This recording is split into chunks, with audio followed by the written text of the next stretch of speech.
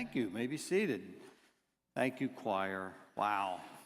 Tell you, they're a hard act to follow. I'll tell you that right now. Well, we're ending our series on temptation today. And as you know, the 8 o'clock crew had a curveball thrown at them. Last week, we went from the first temptation to the third temptation. So today we're going to the second temptation. So this is the new math that you've heard about.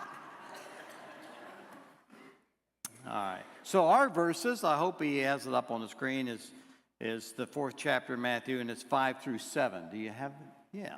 Okay. Then the devil took him to the holy city and had him stand on the highest point of the temple. And did you remember last week I told you how high that is? Do you remember? That's right, 450 feet. If you are the Son of God, he said, throw yourself down, for it is written, he will command his angels concerning you, and they will lift you up in their hands so that you will not strike your foot against a stone. Jesus answered him, it is also written, do not put the Lord your God to the test. God's holy word to us this morning. There is in Manchester an art gallery, and there's a painting there by Spencer Stanhope, and it's entitled Eve. And in the painting, the serpent is whispering in Eve's ear, and it's obvious she is very interested. And at the same time, one of the branches of the apple tree is bending low, heavy with fruit. So at the very moment she is thinking about it, a ripe red apple falls into her open hand. And there is the inward desire and the outward opportunity combined, and they're too much for her. And paradise is lost. When I first saw the painting, I took some group over there to England, and I first saw the painting, I actually spent quite a bit of time looking at it and realizing there is a lot of helpful symbolism here. And of course, I've been thinking a lot about temptation lately because of the series that we're in. Here is the first book of the Bible.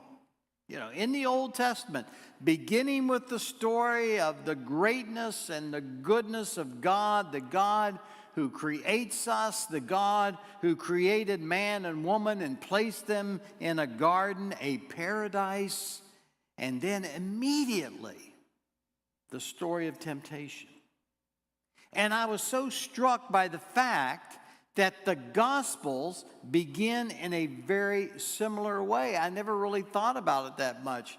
But the Gospels begin with the story of the coming of Jesus, then with the baptism of Jesus, in which God is confirming Jesus and calling him into his life as Messiah, as Lord, as Christ. And the story of his baptism, so powerfully and beautiful, is the immediate following of what Jesus is doing. And then right after his baptism is the temptation of Jesus. The business of temptation, being lured, being invited, being attracted by something that leads us away from God, away from the center. And it's very important for us to think about it because our relationship with God is what determines who we are, how we become, who we have been uniquely created to be. And today we focus on the second temptation. So in the second temptation, the devil seems to be saying to Jesus, God's on your side. He wouldn't let anything physical happen to you. So go ahead. Go ahead and prove how much faith you have in him. Throw yourself down from this high place. Surely the Father is going to protect you. And how often we give into this kind of temptation. How often we make our trust in God conditional subject to good health and a good fortune. Our trust in God's goodness and mercy must be unconditional. And Jesus is not about to identify the success of his ministry with any notion of being sheltered from physical hurt. He will face whatever awaits him. He will not force his Father's hand. He will trust. He will believe, even if it means accepting the agony of the cross. And so Jesus answered, "You must not put the Lord your God to the test." Jesus resisted the temptation. And so in our life, this is also really important for us to talk about, because God is the source of our life. The God who loves us so much, who is loving you right now, this moment. And you kind of take a deep breath and you feel it and you know it in your mind and in your heart and in your body. I mean, this is the source of healing in our bodies. This loving presence of God. To know this now and to realize how the problem of temptation plagues all of us. Because in spite of our best intentions, in spite of what seems to be so obvious, I mean, the Garden of Eden is obviously the best place to be in covenant with God, who has just called us his beloved son and his beloved daughter. This is the place to be, and yet there's temptation immediately trying to lure us away. Eve succumbed to temptation, and paradise was lost.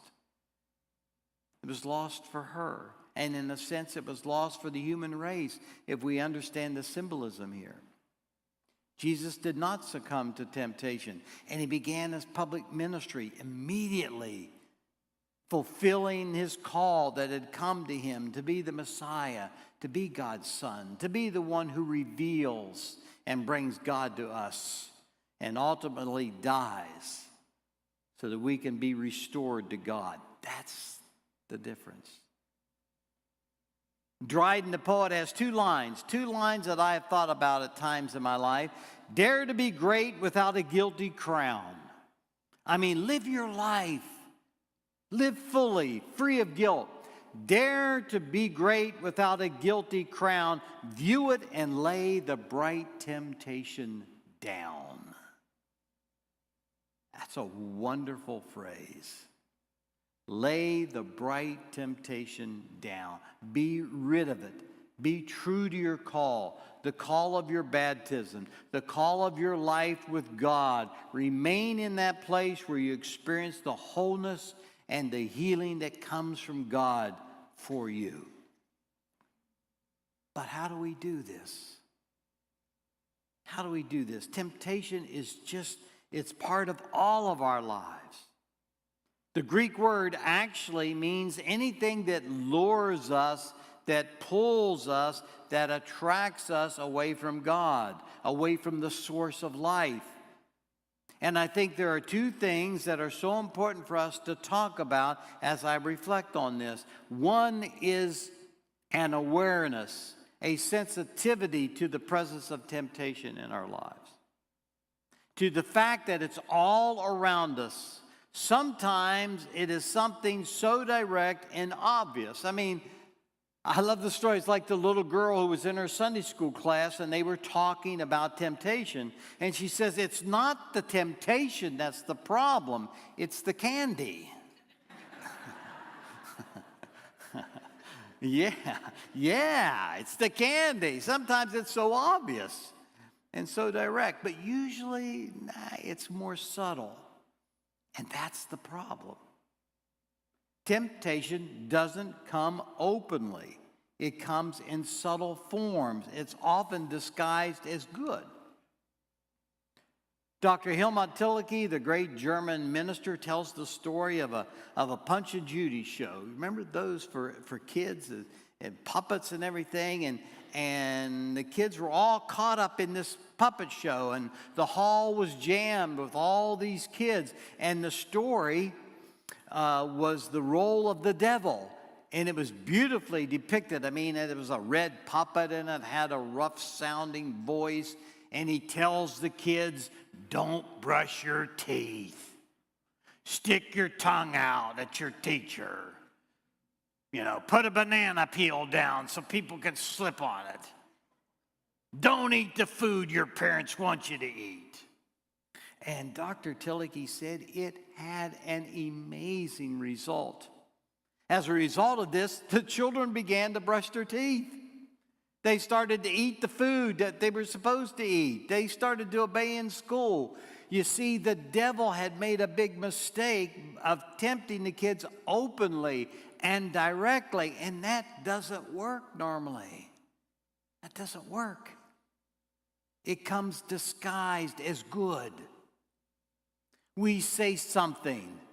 You know, I'm doing this for the sake of my children. I'm telling you this for your own good. A bigger car is more cheaper in the long run.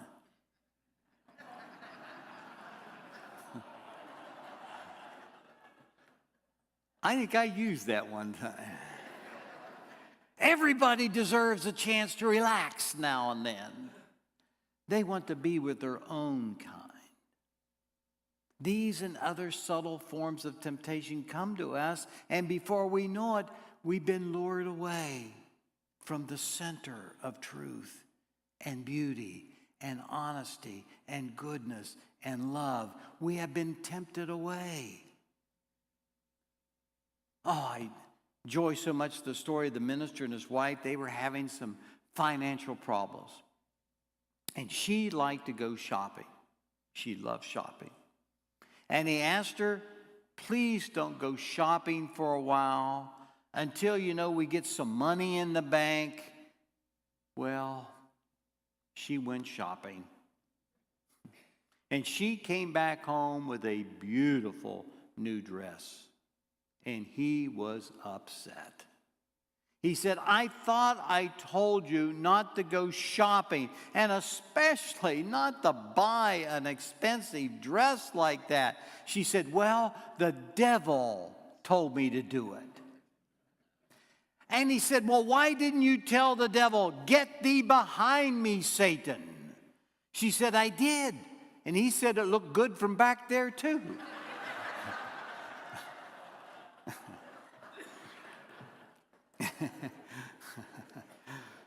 Well, the subtle temptation that comes to us to look good in that dress, or to eat this or that, or to go to this movie, even if it's on the shady side a little bit, a subtle temptation, and we need to be sensitive. We need to ask God to sensitize us to our true motive, because oftentimes the temptation comes from deep within us, as well as from outside, as in the case of Eve. You know, there's that inner thing that's going on, and we're talking to ourselves, and really we're in dialogue with evil, actually. And you know, did God say that you won't be good for you, that you won't die? The devil told Eve, you know, don't believe God. And then there's that apple in her hand. So we just, during this Lent, let's try to discern the things that are God's, to discern within ourselves the things that are leading us away and tempting us. I think it's really interesting that St. Augustine and other great spiritual figures throughout history have all said that the closer they come to God, the more sensitive they become. By that I mean the more aware they become of evil that's around them.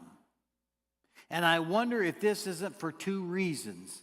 That when we get closer to God, and I bet you this happened to you maybe, when we get closer to God, I truly believe the devil steps up his attack on us. And so we're under attack. But I also think as we get closer and closer to God and open our lives to God, we are sensitized. We become aware of temptation where we weren't aware of it before. And we find ourselves wandering away, suddenly aware of what's going on. Things that didn't bother us before suddenly we become aware of them and we learn to be sensitive to evil. This was really the important part of John and Charles Wesley, you know, the ministers who founded the Methodist movement. And it appears in many of their beautiful hymns. They wrote literally hundreds of hymns. But one of the best known and the most familiar talks about this quite beautifully. I want a principle within of watchful godly fear, a sensibility of sin, a pain to feel it near. Almighty God of truth and love, to me thy power impart. The mountain from my soul remove, the hardness from my heart. Oh, may the least of mission pain be a reawakened soul and drive me back to that blood again, which makes the wounded whole. That's amazing to me. How aware Charles Wesley was in this hymn of the importance of being sensitive, having a sensibility of sin, a principle within to pain, to feel its sin near, the first approach to be aware of it, and to catch the wondering eye, the wondering desire. But the most important thing of all is to ask God for the strength to resist. We're all going to find ourselves in situations where we know that if we give in, if we do this, if we eat this, if we act this way, if we buy this thing, we will be led away from our first love, from the source of life. And we need to ask God for strength to overcome. A little boy had a sore mouth, and somebody asked him what happened. He said, I ran into a hot marshmallow. And a man said, a hot marshmallow? He said, yes, I was eating one part, and I didn't know the other part was still on fire, he said. Well, that's happened to me. I mean, I'm eating on one part and finding the other part on fire. And by that time, I don't have the strength to resist the temptation. We get close to it. You know, we look at the apple, we smell the perfume, we touch the other person, we buy the new SUV, whatever it might be. It may be nothing serious on the surface, but then we get burned. And we underestimate the power of temptation. I'm sure you remember Homer's Odyssey, probably from your school days. And there was an island of sirens, beautiful women with seductive voices who sang to the sailing ships as they went by, tempting the sailors. And the sailors was drawn toward them, and then their whole ship was destroyed on the rocks. And only twice did the ships make it safely past the island of sirens. It happened first when Ulysses filled the sailors' ears with wax so that they couldn't hear anything. And then he commanded them to tie him to the mast of the ship. And they made it past this island with great suffering and great pain. I also remember Mother Pollard, who came to Martin Luther King on one occasion when he was tempted to give it all up, literally. It was just too much for him, too much on his family. He was at the end of his resources, and Mother Pollard just told him that God was not going to let him down and that he needed to depend on God. All the more when he was in that place of being tempted that way. That was wonderful advice from Mother Pollard. And Martin Luther King, of course, was able to throw himself on God more and more and to gain the strength he needed to carry on his ministry. And so we move more and more and more into that relationship with God. And there are times when it simply comes down to a matter of doing the right thing and depending upon God to help us do that right thing. Now, I said a moment ago that there were two ships that safely made it past the island of Sirens, and in the old Greek story. And the second occasion was when Jason and the Argonauts, having set out on that quest for the golden fleece, you might remember that one. And when they came near the island of the Sirens, they heard this irresistible music, this incredible temptation. But Orpheus saw what was happening, and he picked up his harp, he tuned it, he began to sing. And the music of Orpheus was more glorious than any music the sailors had ever heard before. It was so beautiful that the music of the sirens sounded discordant and repulsive. And so, listening intently to the music of the harp, the sailors guided the ship safely past the island of temptation. Every day